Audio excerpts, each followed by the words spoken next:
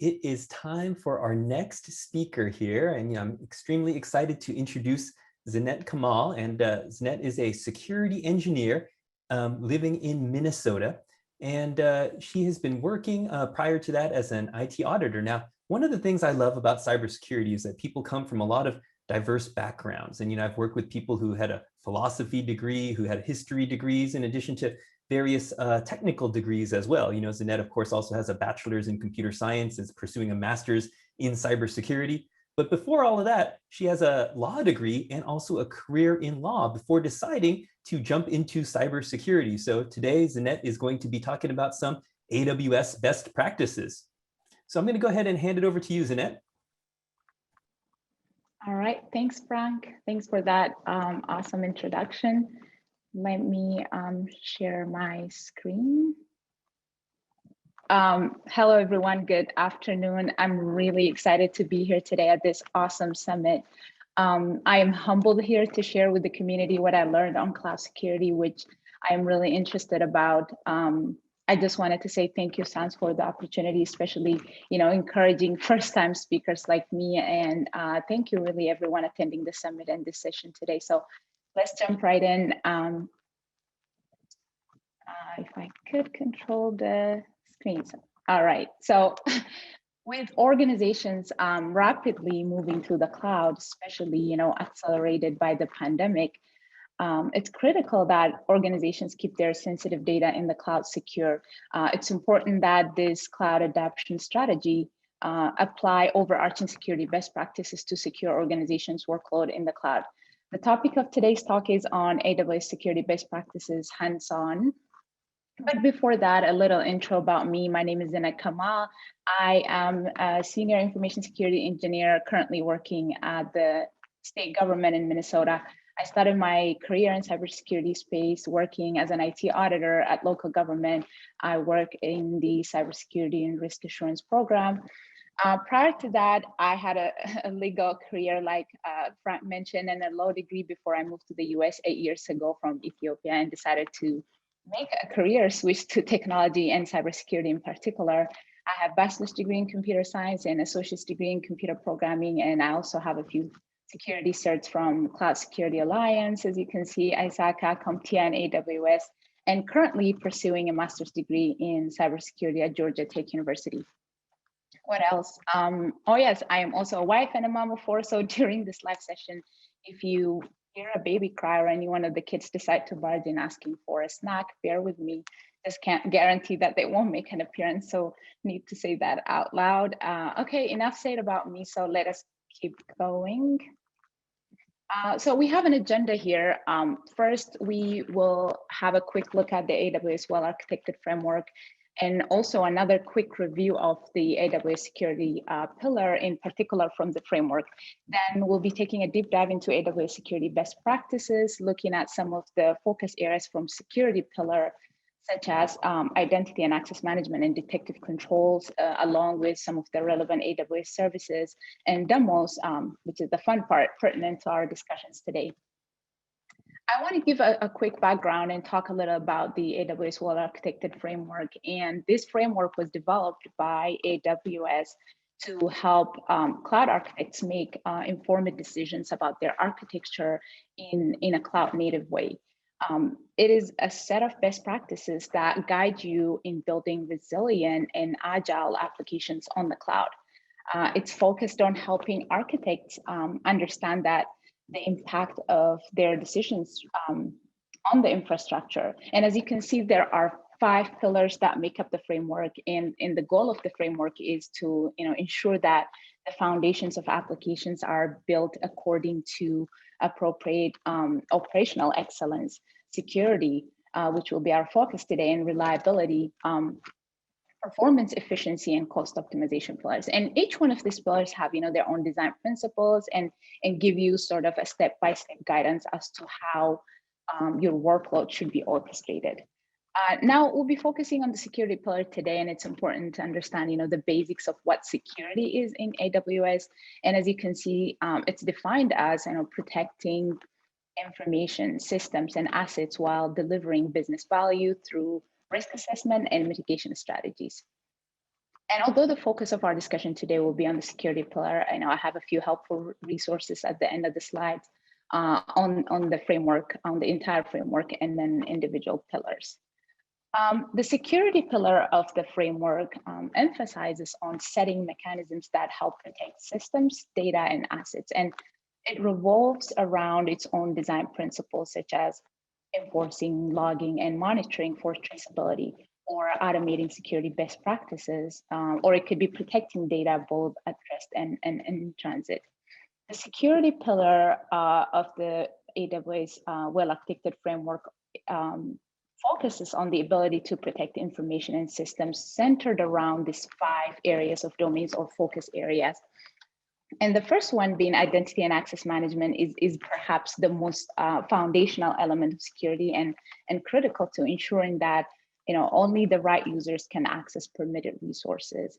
And you see here detective controls as well, and it's about identifying potential security misconfigurations, threats, and unexpected behaviors in your cloud environment.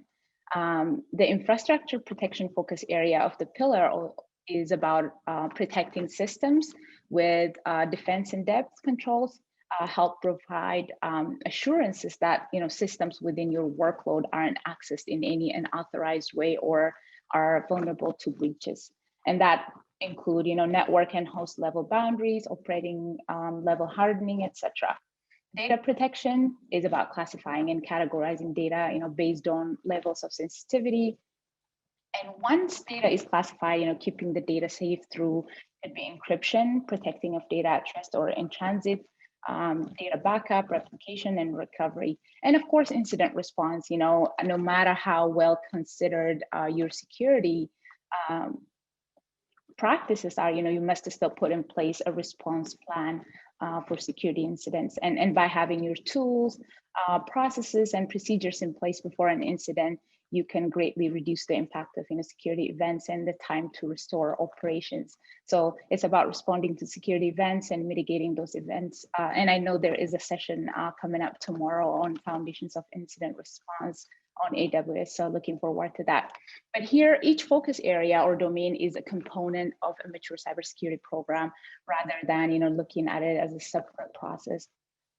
And additionally, I want to bring up here the different security services you see on the slide for each focus area. And these are readily available security services that were built specifically for users to implement and as a key security best practices, which leads us into our deep dive look at of those AWS security services for security best practice. And the first security pillar focus area we'll be talking about today is the identity and access management.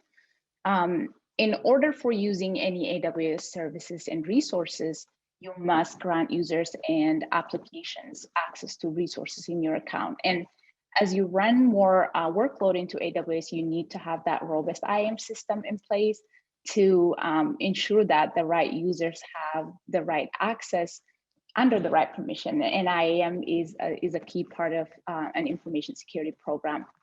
So looking at some of the basic IAM security best practices here, I would like to touch on the 3 listed on the slide. I know they seem pretty basic, but super foundational and important in terms of enhancing security of your cloud environment.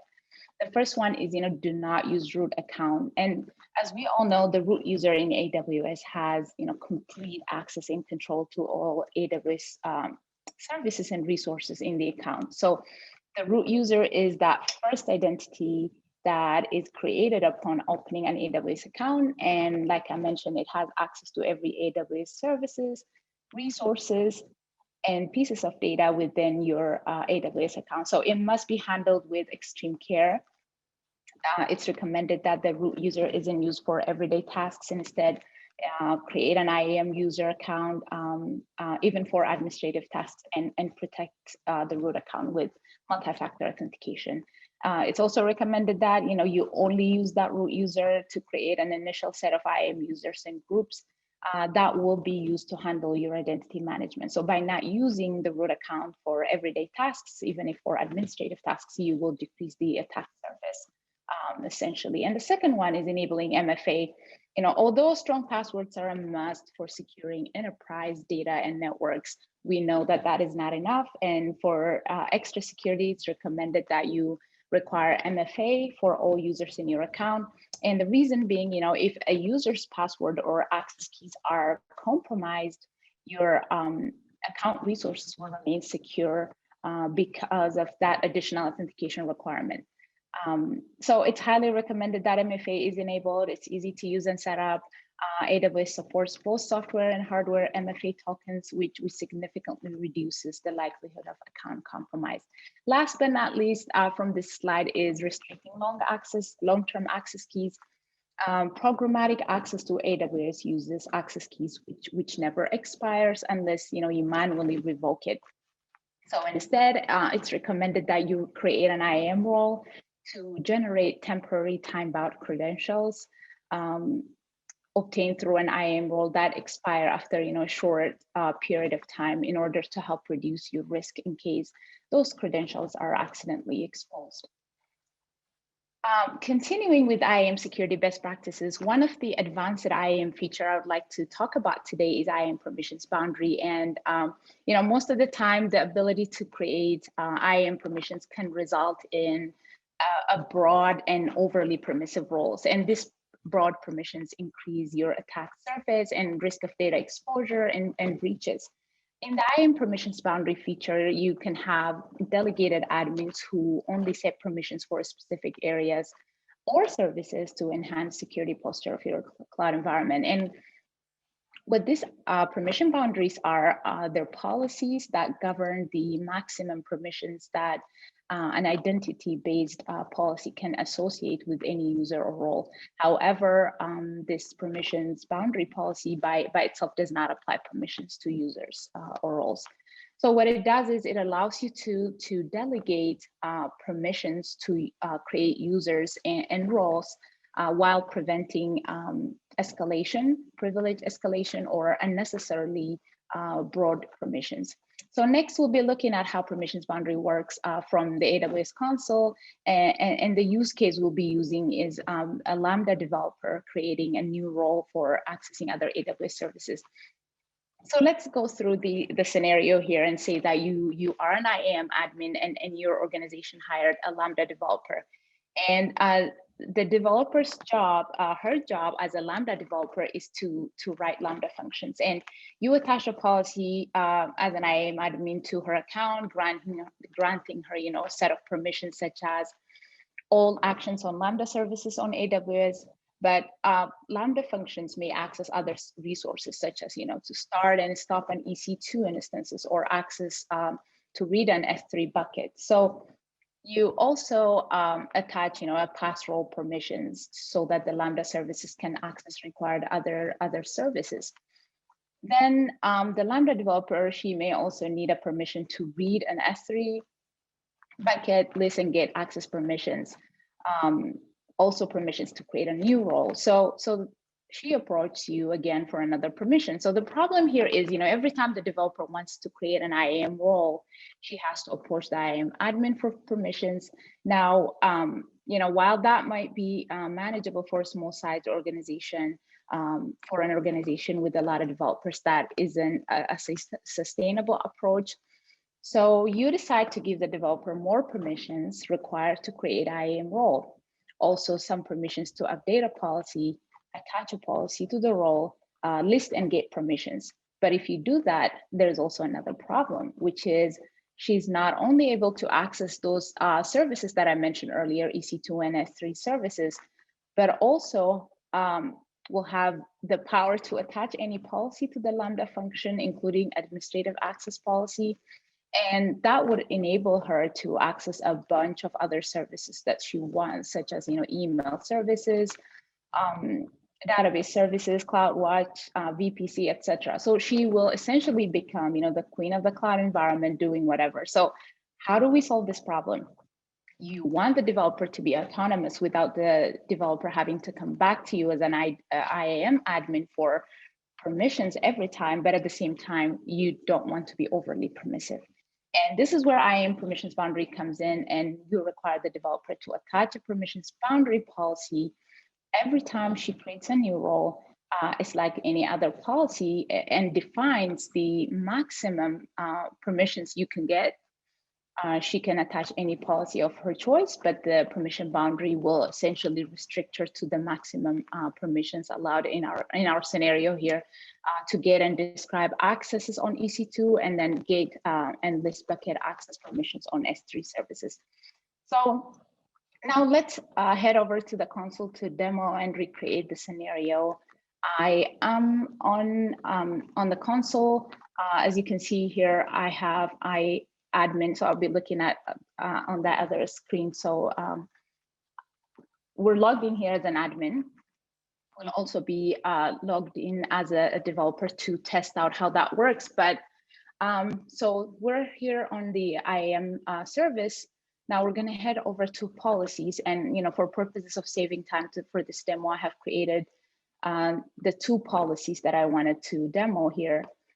We have developer policy demo and then boundary permissions demo. And these are two of the policies that we have. And let's take a look at this permission and look at the JSON file. I know that the previous presenter, AJ, was mentioning how easy this is to read, AJ, the JSON files are. So here, let's see what permissions that we have granted as an IAM admin to the developer. We have all actions on Lambda because she is a Lambda developer, and then also a set of IAM permissions like get, list permissions on also, update role on all resources. However, if the developer wanted to create any type of role, a new role, or attach any policy to a role, we have a condition here that we have set, and that condition is IAM permissions boundary. And that permission boundary is attached to here. And we're going to go back to the policies, list of policies, the customer managed policies that was created ahead of this session.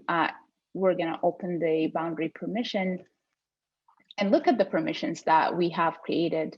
We are essentially saying that, allow the developer to have access only on these two services, EC2 and S3, and on these two, permission access levels, describe and get on EC2, as well as get and list bucket permission on S3. And this is for the purposes of our scenario here we're talking about. And this is the policy ARN that we have attached on the other policy. So now let's go to our list of users. We have 4 users here, and we're talking about this developer, Lambda developer, and we have attached to this permission here. Developer policy, demo policy is attached to here. So now let's switch over to and log in as the developer again. As you can see here, we're logged in at dev@sans demo. And let's head over to, we're already on the dashboard for IAM, and go to roles, because that's what we wanted to test here. And as you can see here, it's loading, and the developer, as per the policy that we have granted, have access to list and get permissions on the roles. But what we really want to test right now here on this demo is if the developer is able to create any roles without attaching that permissions boundary that we have talked about early on. So let's go and try to create a role on Lambda functions. And here, let's assume the worst scenario and assume that the developer is going to attach administrative access, because why not? And not set the permissions boundary, and try to create that and skip the tag. And here I would just say test role demo. Let's just go with that one. Hey, Zinet, I'm seeing your AWS console here where it says the summary slide. I'm not sure if maybe there was a pop-up that wasn't showing. Let me go back and see. Are you able to see where I am logged in as the developer? A different browser. Yeah, I'm just here in the summary slide under IAM. The summary window. Let me try to go back and share maybe again. Reshare that screen maybe. Yeah, Can you say one more time which screen you're looking at? Yeah, you're in the AWS console, and in the upper right corner, I see you logged in as admin at Sans Demo. Okay, so I am assuming that it didn't switch on the shared screen. So let me try to share back again. How about now? Are you able to see the screen? And now I have to switch back, but are you able to see? Oops. Yeah, you're still logged in as admin at Sans Demo in the AWS console there. Okay. Yeah, I've had this problem before when screen sharing. Sometimes I'll be going along, presenting and advancing and doing things, and it just doesn't show. It's very strange. Let's try this again. The joy of live demos, right? That's what makes it exciting. Yep. So how about now? Oh, yes. Now you're at dev at Sans Demo. Perfect. Okay. I'll have to go back because you can't miss it. I was trying to show a lot of things, but okay. Yeah, let me go back. What I did was I logged in as the developer, and then I am trying to demonstrate if my permissions boundary from the admin account was working. So, so I came here to IAM, to roles, and I mentioned that we have the developer have roles to list and get permissions. But what we really want to test is how the developer might have permission to create a role without attaching that permissions boundary that we have attached. So let's go ahead and create Lambda function, and this allows Lambda functions to call AWS services on our behalf, and hit next. And then let's try to attach, this was the administrative access that I was mentioning earlier, because she have the permissions. So attach the administrative access policy and not set permissions boundary, and then skip the tag, and then head over to create the role. And then here, I'm just gonna give it a name for the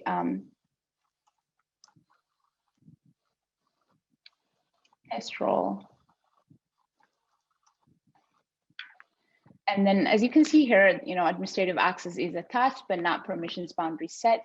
So when we're trying to create a role, or when the developer is trying to create a role as expected, it errored out and say that you do not have the permission to do that. You should be contacting your administrator. But what we would like to see here is going back to the after attaching an administrative access, go ahead and set the permissions boundary, because what we want to see is set permissions boundary to control the maximum permissions the role can have, and we have restricted it under our customer managed policy early on.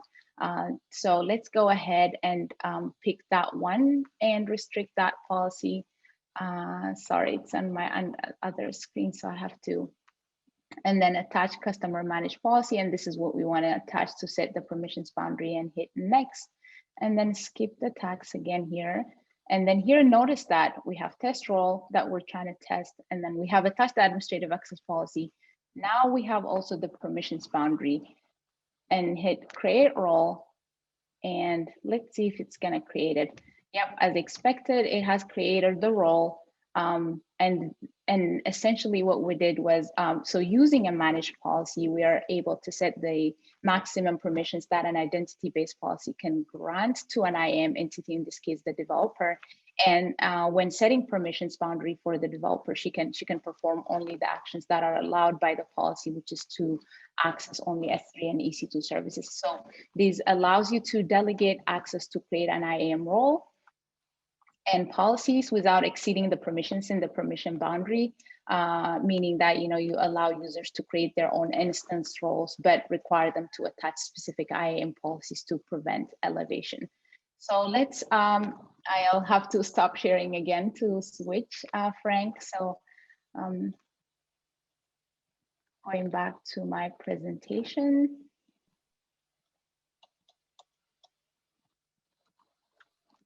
Yeah, perfect. And I'll let you know if it shows the admin one this time. Yeah, I'm not going back to the developer, so we're good.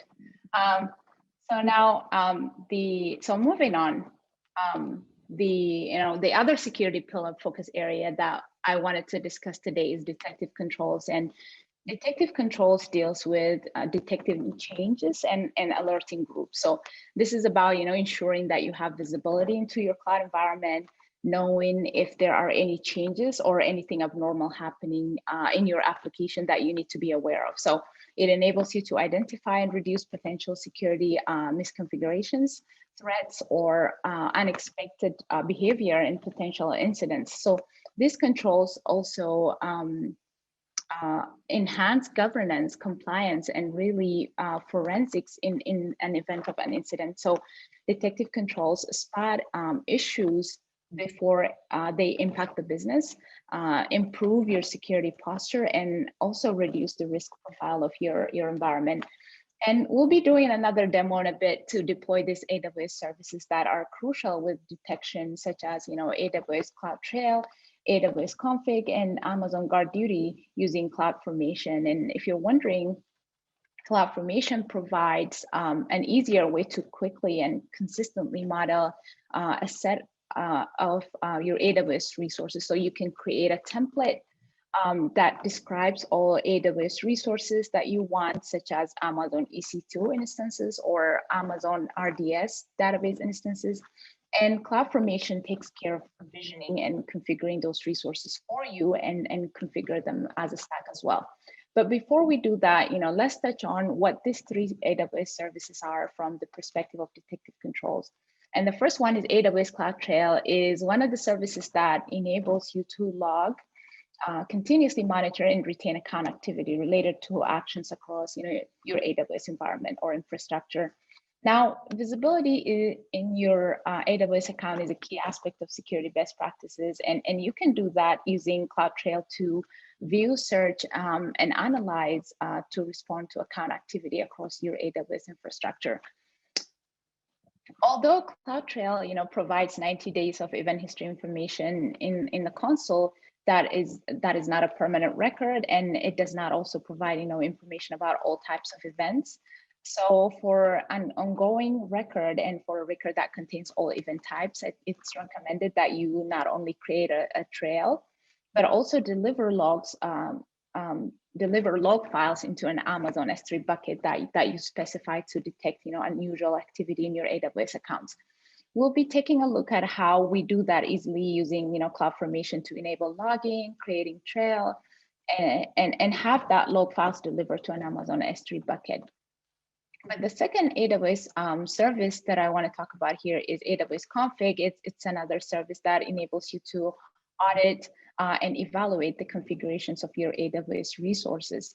And we know that and heard countless times that misconfiguration of the cloud environment remains the main causes of breaches on the cloud. And AWS Config allows you to record your AWS resource configurations and allows you to inventory of your AWS resources, discover new and deleted resources, as well as record configuration changes continuously and get notified of those changes as well.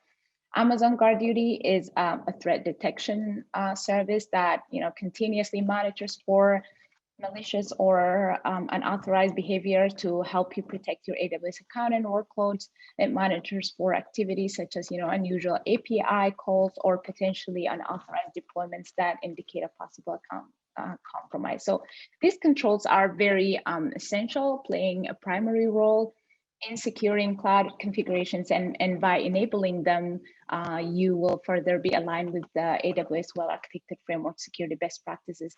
And before we head over to the demo for the console, for the demo, let's look at another service that is relevant to detection here, and that is Security Hub. So there are probably a range of powerful security tools that are at the disposal of your security team, receiving alerts from firewall, endpoint, and compliance scanners. So it's really is so many places to track and get alerted from. And I want to bring up this important service because Security Hub gives you that single place that aggregates and prioritizes security alerts or findings from multiple AWS services that we looked at in the previous slides, such as intrusion detection findings from Amazon Guard Duty, or vulnerability scans from Amazon Inspector and AWS Macie that scans on S3 bucket for sensitive data and other AWS native services, as well as partner solutions. And the findings might look like, let's say, AWS config has a finding that S3 buckets in your account do not have access login enabled, or IAM might report in your account that your security credentials have not been rotated, let's say for the past 90 days. And these are some of the findings, and these services feed these findings into AWS Security Hub, and Security Hub integrates with CloudWatch events rule, which in turn implements the remediation actions using either Lambda or step functions. So essentially, Security Hub gives us, a centralized detection and management of security alerts, and helps us to automate compliance checks and remediations. So moving on to the console for the demo. Hopefully, I don't run into issues this time, but let's go to services, and I have it here, CloudFormation, or you can search it here. CloudFormation, or not.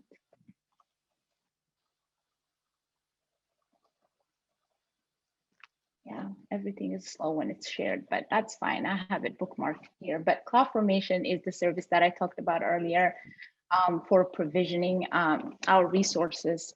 So we're going to be creating a stack here, and we have a template that's ready to configure our 3 detective services that we talked about earlier. So we're going to be uploading a template here, choose a file that I have saved up. It's a .yaml file. We'll look at what that looks like in a bit, but hit next. And then here, we're going to give it a name, stack name. This is going to be a stack name. And then here, a CloudTrail bucket name, the name of the new S3 bucket that creates for a CloudTrail to send logs to that we talked about, and then a config bucket name. That's what it, and this is for S3 bucket config services. We'll store configuration snapshots to. And last but not least, providing email address that will receive alerts for guard duty. So I have already created the stack ahead of this session to save us time. This is what it looks like, Detective Controls demo. And this is a CloudFormation sample template created enabling CloudTrail, config, and guard duty. Let's open that. It takes about 2 to 3 minutes to deploy, but really easy. And then going to the template, and this is what is the .yaml file is creating for us, or configuring those 3 detective services: CloudTrail, Amazon Guard Duty, and AWS config for that visibility into our cloud environment. So we have enabled that using CloudFormation services, but let's see if those services are really enabled for logging or looking at our inventory of resources. And this is one of the services that we talked about, which is CloudTrail. And as you can see, it's enabled logging. We have event history information, from yesterday. You can see view full event history. We also have, like the create role, console login that we have done from dev account and admin account, including, the timeline of everything. That's one of the things that we have enabled using that stack using CloudFormation. And the other one is AWS config for looking at our inventory of our cloud resources for visibility of our cloud environment. And as you can see here, view inventory of your AWS and non-AWS resources. We're able to see compliance statuses here. And then also, total resources that we have in our account.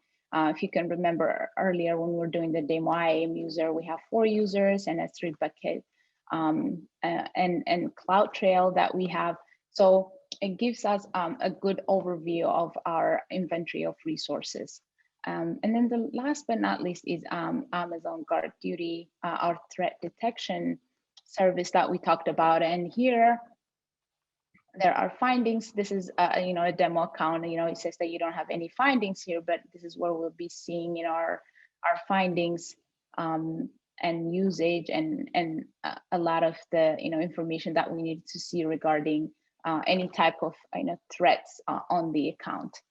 The last one that we talked about is Security Hub, and that is our centralized, and it's only one, button to enable it. The only requirement that it has is that you have to have AWS config enabled prior to that, and because we have already enabled that using our cloud information, this has also been enabled. We're able to see latest findings from AWS integrations, Amazon Guard Duty, Inspector, Macy, and all of those services, as well as getting insights and security standards. We can enable this to get that centralized findings and information regarding our cloud environment. So, we have seen how to automatically deploy the 3 detective controls, AWS services for better visibility of our cloud environment, accurate threat detections, and fast remediations, as well as enabling Security Hub for that centralized detection management of security alerts. Well, this has been great experience for me. I hope you all learned a thing or two. I know we have a very limited time, and that this was a good use of your time. But as a next step and a few resources, if anyone is interested, to dig deeper into the topic, if you have access to AWS environment, go ahead and implement IAM permissions boundary feature.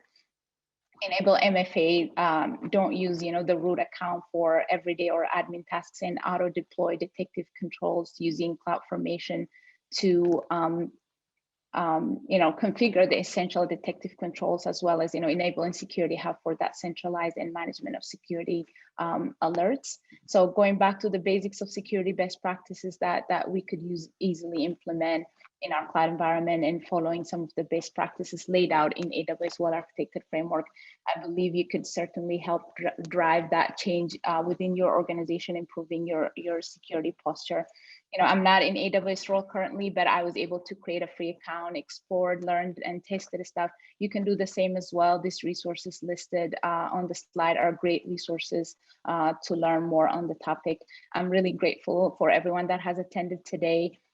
I'll be on a Slack channel for sometime. If anyone would like to ask questions or chat, get to know me, or discuss anything covered in this session, thank you, Sans, again, and huge thanks for everyone who has attended today, and have a pleasant rest of the summit session and wonderful afternoon.